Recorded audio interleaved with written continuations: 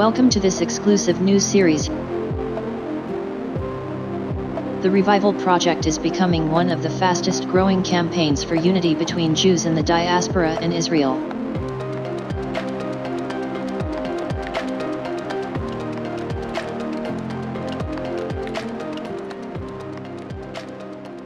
Thank you for the great response we got from our first podcast. The subject was whether there's a need to strengthen bonds between Jews in the diaspora and Israel. We explored the simple concept that anyone can stand next to a stranger and talk about the weather, when the next bus is coming, or some other bland subject that shouldn't really result in conflict. Although with passions riding high about global climate, rising fuel prices that can impact public transport, and much else related to other world events, it's really anyone's guess what can be a safe subject for idle talk today. But hey, let's have some hope for the more mundane aspects of social intercourse.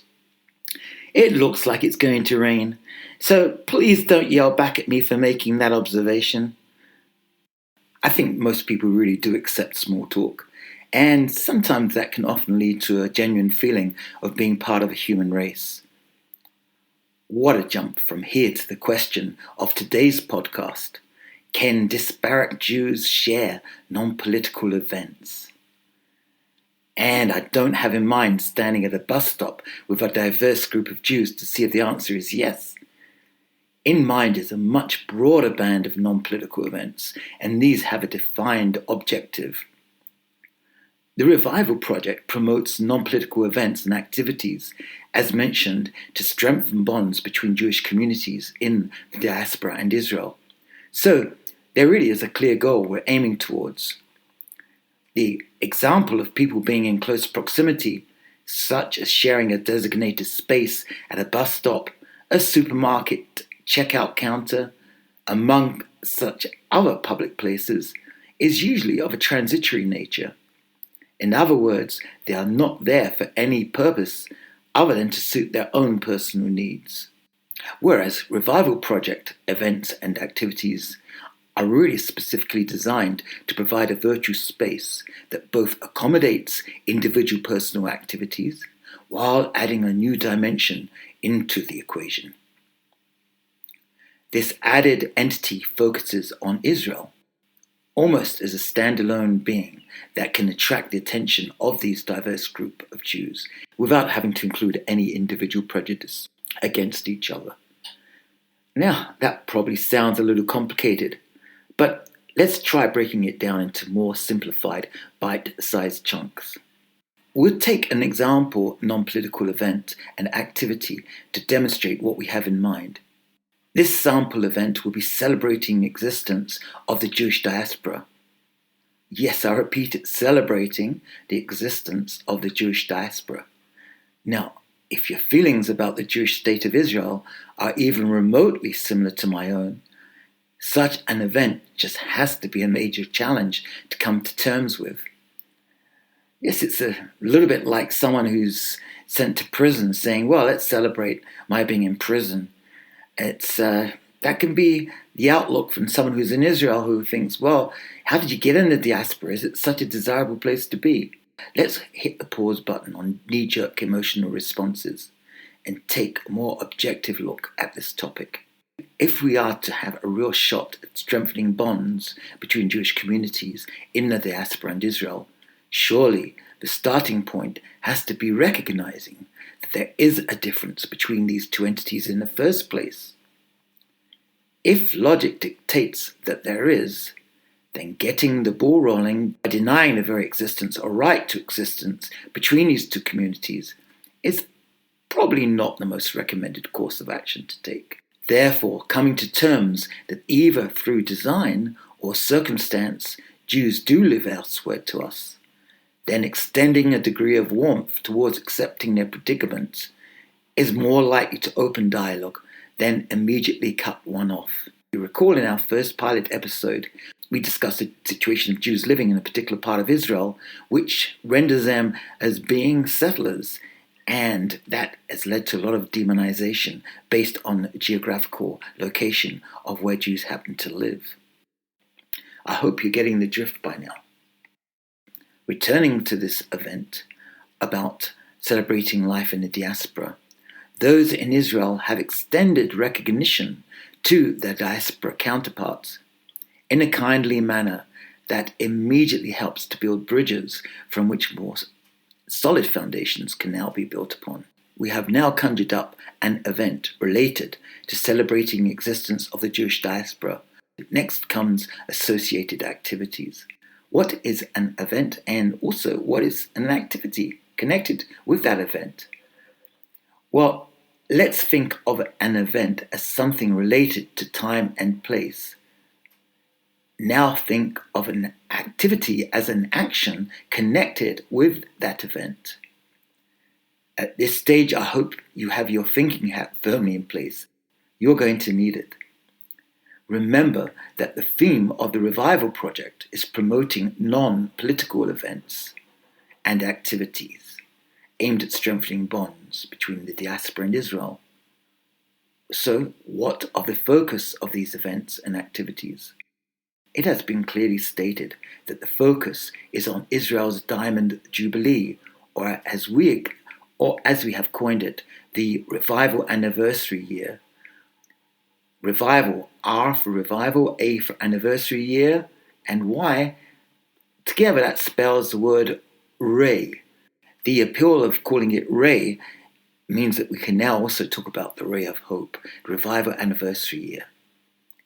Having introduced the Jewish diaspora's existence into our sample event, it is now time to turn the spotlight on the birthday child, or seeing that we are all technically part of the children of Israel, maybe the birthday child isn't the best name, but saying a lot of greats before the word grandfather to arrive at the time of Jacob is something I prefer to pass on for the time being.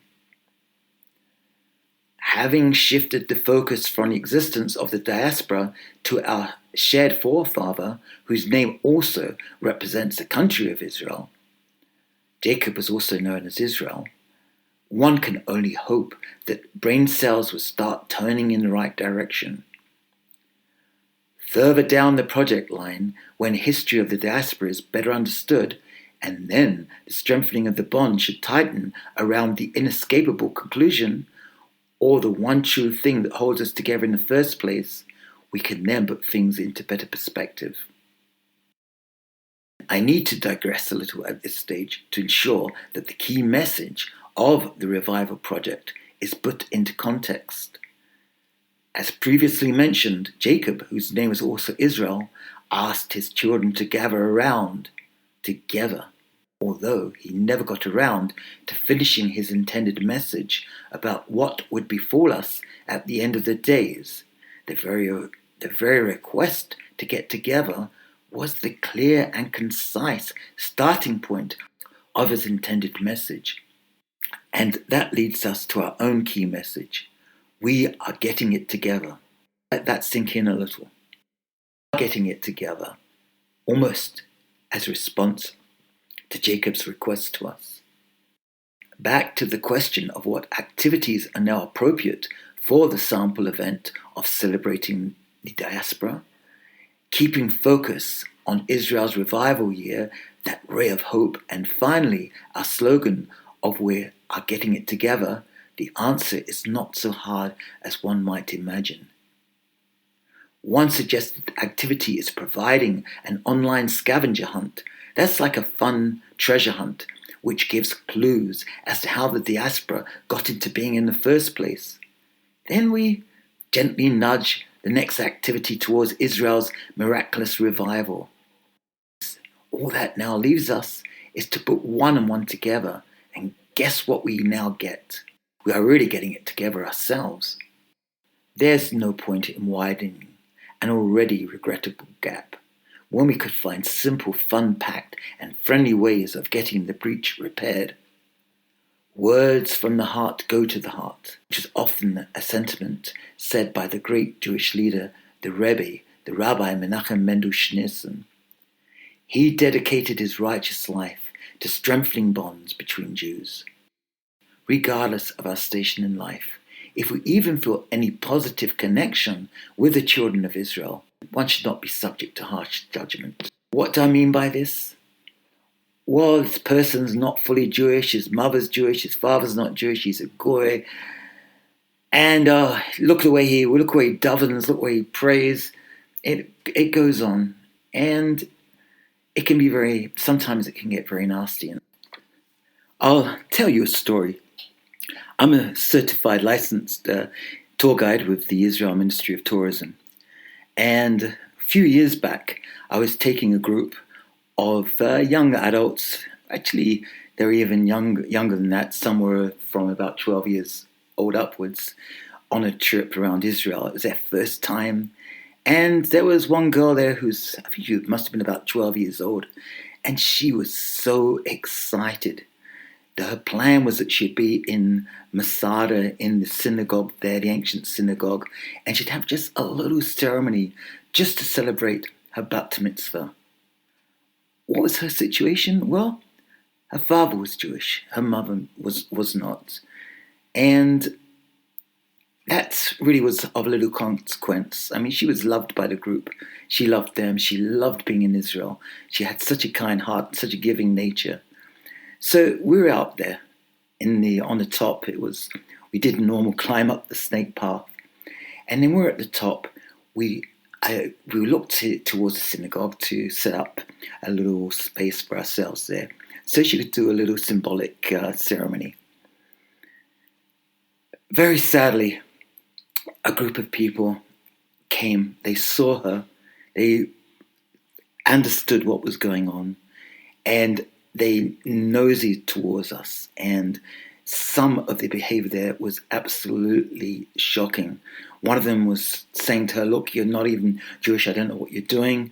And it was all I could do to control my anger and to move them out of the picture. Thankfully, she had her ceremony and she enjoyed the rest of her trip. And the amazing thing is that in later years, she actually converted fully to Orthodox Judaism. What was that about? A human being? Okay, sure, look, and I've got to admit that, in fact, it's nothing to admit because I don't see if there's anything wrong, but I'm also an advocate of the fact that we have a halakha, we have a law, and there's certain principles involved with who is a Jew and who is not a Jew. But does that mean that we have the right to trample on people's emotions? If someone wants to connect with Israel, whatever way, and they've got a good heart, they don't have any malicious intent, let them. Why not? Sure, we can gently, and I mean gently, explain to them what are the circumstances involved with becoming Jewish, how one can be recognized. I think it's only fair to do that. But do we have to be so... There's no words to describe it, really. Good news is that there are many degrees of association with Israel. And this brings us to the very heart of what the Revival Project is about. And the reason why we talk about non-political events and activities to achieve our goal. In this instance, the association with Israel focuses on a birthday party, a 75th Diamond Jubilee anniversary, the Revival anniversary year. Yes, the children of Israel are back in the promised land. And we have our friends and relatives and family scattered throughout the diaspora, trying to create events and activities like I suggested.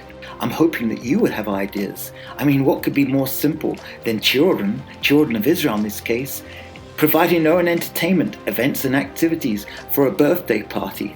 This is a Jewish revival. We are back again. And we are getting it together.